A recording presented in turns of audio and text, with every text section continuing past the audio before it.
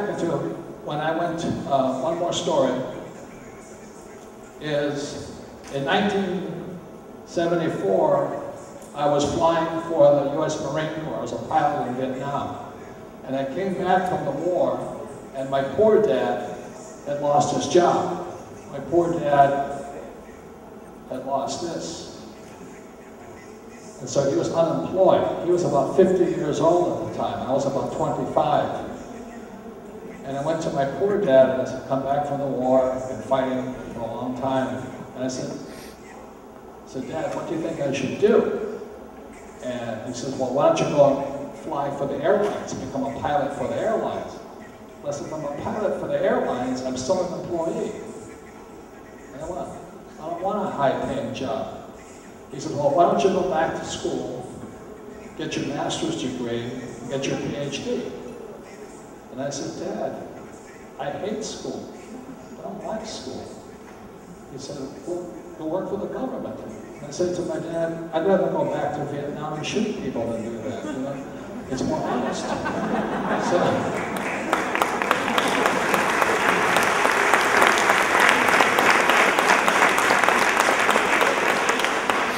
So I was about 25 years old, Marine pilot, officer, signal, and I said, obviously, I'm not made for this world.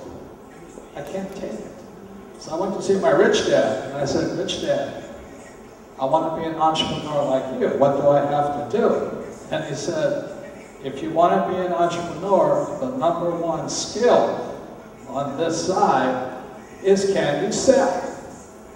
If you can sell, you've been an entrepreneur. He says, all entrepreneurs have to sell three things. They have to sell their customers, they have to sell their employees, how to work harder, and three, they have to raise money. You're always raising money, always raising money. So the reason I can go to, I can come to Peru and look for a gold mine, or I go to China, is because I can raise money. It's the number one skill. So all of you are learning that skill.